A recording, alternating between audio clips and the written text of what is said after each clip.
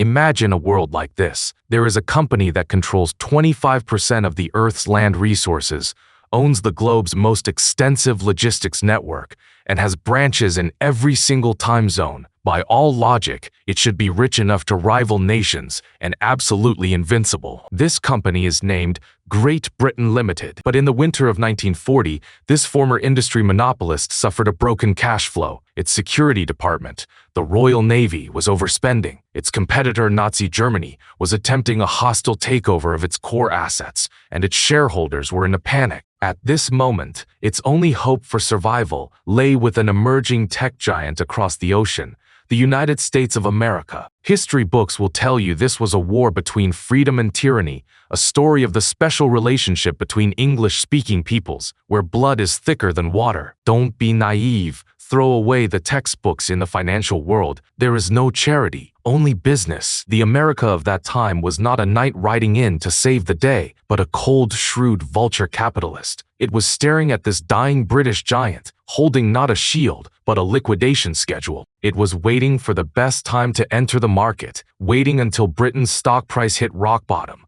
waiting until Britain had to mortgage the last jewel in the crown just to pay the war's electricity bill. This was not a rescue operation. It was the largest asset stripping and hostile takeover in human history. Welcome to the bankruptcy liquidation site of the British Empire. To understand why this acquisition was so brutal, we must first look at the financial statements prior to the takeover. In the 19th century, the British Empire was not only the world's CEO, but also the world's central bank. The pound sterling was the global reserve currency of the time, the era's operating system. All international trade, whether it was cotton from India or beef from Argentina, ultimately had to clear through the clearing houses of the City of London. This meant Britain collected a toll from the entire globe. However, this business model suffered a devastating blow in 1914 during World War I. To win that war, Britain not only spent cash reserves accumulated over centuries, but was also forced to borrow massive high-interest loans from the startup of the day,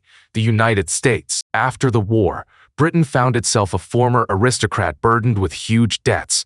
To protect its market share and prevent American goods, like Ford cars, Hollywood movies, and even American wheat, from seizing its colonial markets, Britain built a high wall in the 1930s. This was the famous imperial preference. In modern business terms, this is called a closed-loop ecosystem or a monopoly wall. Within this system, subsidiaries like Canada, Australia, India, and South Africa enjoyed extremely low tariffs when trading with each other. But if the US wanted to sell goods there, no chance. For the rapidly expanding American industry, this was tantamount to a declaration of war. American factories had excess capacity and desperately needed overseas markets, dumping grounds.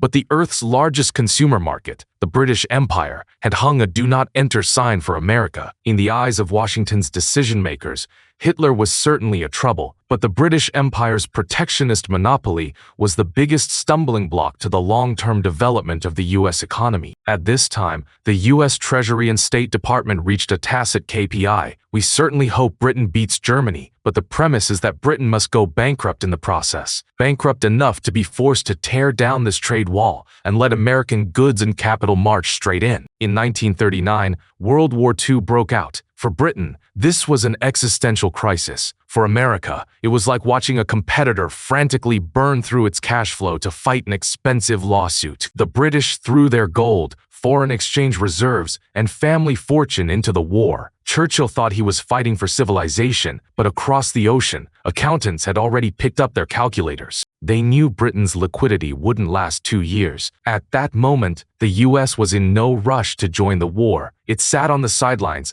like a crocodile staring at its prey, patiently waiting for Britain's capital chain to snap. The countdown began. Every bullet Britain fired, every destroyer that sank, accelerated the moment toward default. And when that moment arrived, the US would step onto the stage with a financing agreement Britain could not refuse. Except, the terms of this agreement would be more lethal than German bombs. Many people have a heartwarming misconception about the early days of World War II, thinking the US was generous from the start. President Roosevelt used the famous metaphor of lending a garden hose to a neighbor whose house is on fire to sell the Lend-Lease Act. Sounds touching, right? But before lending the hose, the US enforced a much colder policy called cash and carry. It meant exactly what it said. Want to buy American bullets? No problem. But we don't deliver. We don't give credit, and we don't take sterling. We only accept one thing: gold. Throughout 1940, the British Empire was like a declining noble, frantically selling off jewelry to keep up appearances. The Royal Navy not only had to escort grain ships,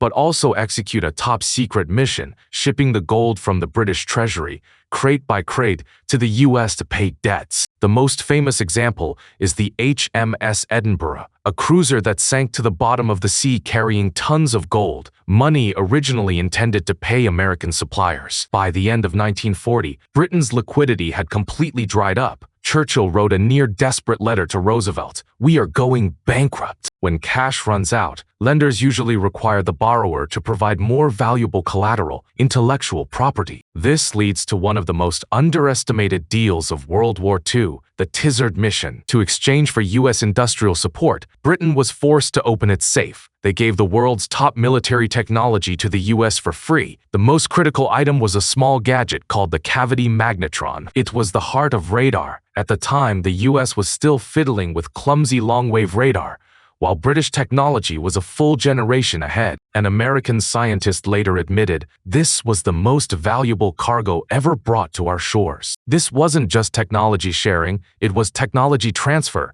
Britain handed over its future core competitiveness, blueprints for jet engines, early research on the atomic bomb, radar technology, to the US as a down payment. The current US military-industrial complex is essentially built on the technological corpse of Britain. If handing over gold and technology wasn't enough, the next transaction was true: cessation of territory and payment of indemnities. In the summer of 1940, Britain was being strangled by German U-boats and desperately needed escort warships. Churchill asked Roosevelt for help again. Roosevelt agreed. He offered Britain 50 destroyers. Sounds like help in a time of need? Let's look at the quality of the goods. These 50 ships were antiques left over from World War I, mothballed for 20 years. Many even needed major overhauls to move. In the used car market, this was equivalent to selling you 50 scrap taxis. But what was the price of this deal? For these 50 piles of scrap iron, Britain was forced to sign the Destroyers for Bases Agreement. Britain agreed to lease air and naval base rights in 8 strategic locations, including Newfoundland, the Bahamas, Jamaica, and Trinidad, to the US for 99 years. Please note, 99 years in international law and commercial contracts usually means permanent. This wasn't just a bad deal, it was a complete reshuffling of the geopolitical deck. Through this deal, the US effectively confiscated Britain's military presence in the Western Hemisphere. The US no longer had to worry about the threat of the British Navy.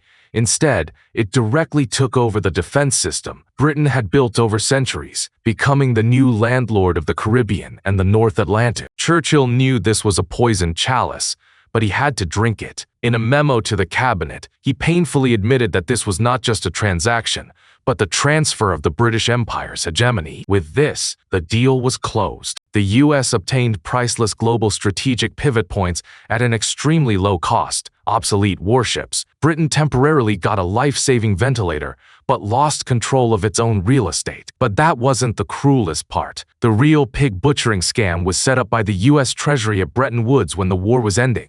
Just as everyone was celebrating victory, that was a meticulously planned murder of the pound sterling. In 1944, the Allies landed in Normandy and the outcome of the war was decided. But in a luxury hotel in New Hampshire, USA, another war was quietly beginning. This was the real battle that would determine the future world order. This was a shareholders' meeting between Great Britain Limited and United States of America Incorporated. There was only one agenda item: who sets the global financial rules after the war. Britain sent their greatest economist, Keynes. Keynes knew perfectly well that Britain was heavily in debt. If post-war trade continued to be settled in gold or US dollars, Britain would go bankrupt instantly. So, he proposed a genius idea: create a new neutral international currency called Bancor. This would be like an international voucher, designed to protect debtor nations like Britain from being driven to death by creditor nations, the US. But the American representative, White, didn't buy it at all. His logic was simple and brutal.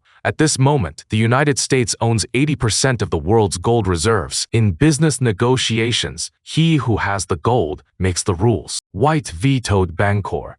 He slammed a cold plan onto the table. From now on, all currencies must be pegged to the US dollar, and only the US dollar will be pegged to gold. Keynes tried to resist, warning that this would make dollars scarce and cause global trade imbalances. But the Britain behind him had no chips left. To exchange for continued American blood transfusions, the British delegation could only sign through their tears. Just like that, the pound, the hegemon that ruled the world for a century, was officially demoted. The dollar was crowned king. Britain went from being the world's banker to a regular client of the American bank. World War II ended, and people on the streets of London cheered. But President Truman sent Britain an unexpected victory gift. Just days after Japan surrendered, the US suddenly, without any warning, announced immediate termination of the Lend-Lease Act. It was like pulling the oxygen tube from an ICU patient. Cargo ships fully loaded with supplies bound for Britain even turned around mid-ocean to return home. The British economy went into instant shock. They had no food, no fuel, and no money to buy any. Keynes was forced to drag his sick body on one last flight to Washington. He wasn't there to negotiate. He was there to beg. He hoped for a grant, or at least an interest-free loan, as compensation for Britain's massive sacrifices during the war. The Americans received him with smiles, then pulled out a contract that had been prepared long ago, the Anglo-American Loan. The US agreed to lend Britain $3.75 billion, but this money wasn't free. The interest wasn't high, but the contract buried a lethal poison pill, a clause regarding sterling convertibility. The US demanded, within 1 year of receiving the loan, Britain must allow anyone to freely convert their pounds into US dollars. Sounds fair, right? But this was actually a trap. At the time, the pound was like waste paper nobody wanted, while the dollar was the golden ticket everyone craved. Once conversion was opened, the result was predictable. On the 15th of July, 1947, Britain was forced to fulfill the clause and open sterling conversion. Disaster struck instantly. This wasn't free trade, it was a bank run conducted through legal financial channels. Holders around the world frantically sold pounds to buy dollars. In just 6 weeks, this life-saving loan, intended to last 5 years, was drained dry. The British government was terrified. They only lasted 35 days before defaulting and being forced to suspend conversion. But those 35 days were enough. It not only exhausted Britain's last reserves, but also completely destroyed the international community's confidence in the pound. Through this poison pill loan, the US achieved 2 goals without shedding a drop of blood. First, it saddled Britain with debt for 60 years, not paid off until 2006. Second, it proved to the world that the pound was useless and the dollar was the only hard currency. Britain won the war, but lost the future. America's dismantling of the British Empire was not just on the financial level, but also in the real market. Remember the imperial preference mentioned in the first chapter, the monopoly wall keeping American goods out. Washington's strategists never forgot it. During World War II, when Roosevelt signed the Atlantic Charter, he insisted on adding an inconspicuous clause: all nations should enjoy equal access to trade. The British thought this was diplomatic rhetoric, but the Americans were serious. In business, this is called trust busting. The US didn't want Britain's colonies. Managing colonies is too troublesome, too expensive, and attracts too much criticism. The US wanted the customers in those colonies. So, we saw a strange PR campaign. While the US gave loans to keep Britain alive in Europe, it encouraged the subsidiaries of the British Empire around the world to demand independence. This wasn't because Americans suddenly became sentimental and cared about freedom in the Third World. It was because every independent colony meant a new market uncontrolled by London. Once India became independent, it was no longer forced to buy textiles from Lancashire. It could buy cotton from Memphis. USA, once African nations became independent, they no longer settled only in sterling.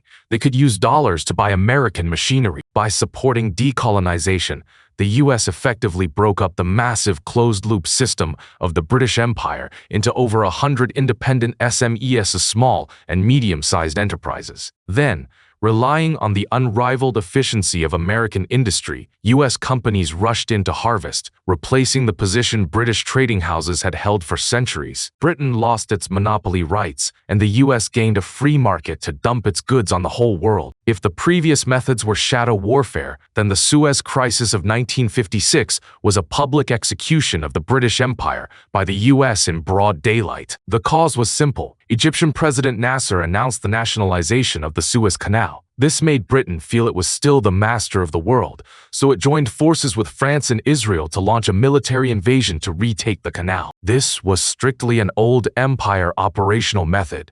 But in the eyes of the new boss, the US, this was not only outdated but stupid. President Eisenhower was furious. He didn't send troops to support his ally. Instead, he picked up a financial weapon. This is known as history's most brutal margin call. Eisenhower issued an ultimatum to Britain: cease fire and withdraw immediately, or the US will sell off all the sterling bonds it holds. This wasn't just a threat, it was a nuclear strike. The British economy was extremely fragile at the time. If the US sold massively, the pound would collapse instantly.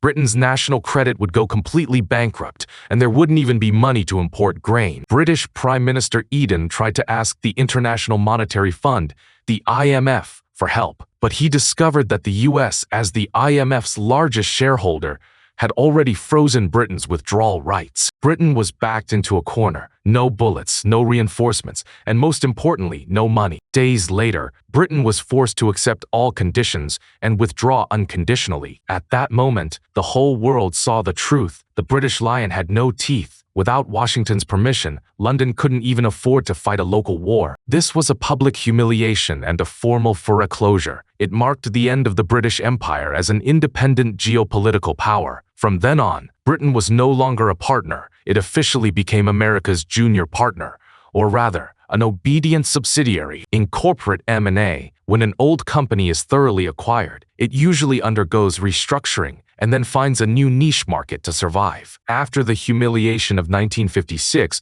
the British ruling class finally faced reality. As a geopolitical hegemon, the game was over. But as a group of shrewd businessmen, business had to go on. If you can't be the boss of the world, then be the boss's best private banker. In the 1960s, the City of London made a stunning pivot. Since the pound was no longer viable, British bankers decided, we will make a living by dealing in dollars. This was the birth of the Eurodollar market. At the time, the US government had strict regulations and interest rate caps on domestic banks.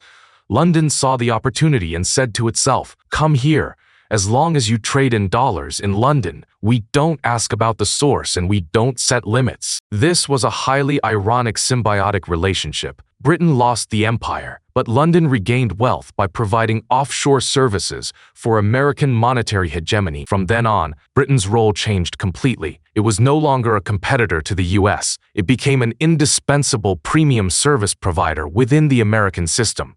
It provided intelligence, Five Eyes, diplomatic support, and the most efficient financial financial services for American multinational capital. Today's Britain is like a retired CEO who has kept his royal title but is actually working for the new chairman, managing the company's offshore accounts. When we look back at this half-century of history, we find that the so-called decline of the British Empire is actually a history of a meticulously planned merger and acquisition by the United States. Phase 1. Utilize war, World War I and World War II, to create a debt crisis, forcing the competitor to drain its cash flow. Phase 2. Strip the competitor's core assets, bases, and technology through predatory lending, Lend-Lease. Phase 3. Force a change in the operating system and abolish the competitor's currency through boardroom rules, Bretton Woods. Phase 4. Malicious short selling, Suez Crisis, to complete the forced acquisition. The peaceful transfer of power in textbooks was actually a ruthless commercial war without smoke. America didn't save Britain, America bought Britain,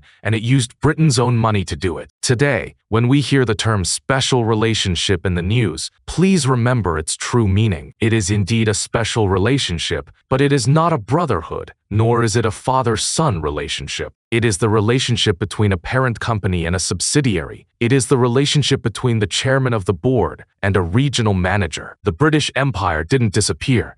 It simply underwent a complete restructuring to become the most loyal, respectable, and expensive overseas branch of United States of America Incorporated.